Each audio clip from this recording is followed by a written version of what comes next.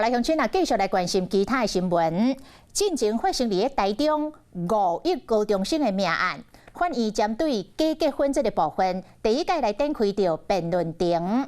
双方是针对着生大的高中生是毋是有甲生下的男子来交往，以及证婚人是毋是有亲身见证这个过程等等来进行着辩论。也毋过，当事人并无全部到场，拢是由律师来发言。针对着上有争议的婚姻效力这个部分，双方拢坚持家己的看法。5个高中生的案件，生落高中生甲生下的查甫人的婚姻敢有效？再去头一摆开辩论庭，是讲高中生的老母甲生下查甫人拢无到现场，干那由律师答辩，攻防重点拢锁定伫两人敢是有交往，敢有证人见证。当然，我们认为他们是没有理由的。这个部分的话，我们会再加以回复他们，认为说这些，譬如说证人可能是无效的啦，或是等等情况，我们会都会再加以回应。不然这部分人就不方便。OK， 好。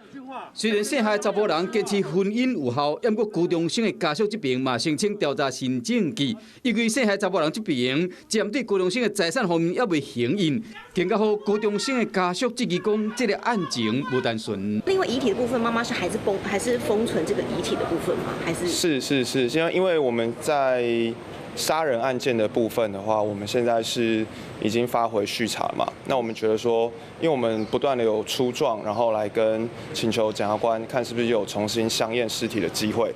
有关高中生命案的部分，目前继续咧调查，死者家属议员无放弃任何机会，要为高中生讨回公道。Hello， 我是林仙怡。想要抢先掌握最及时的新闻资讯吗？赶快订阅、按赞、开启小铃铛，锁定华视新闻 YouTube 频道。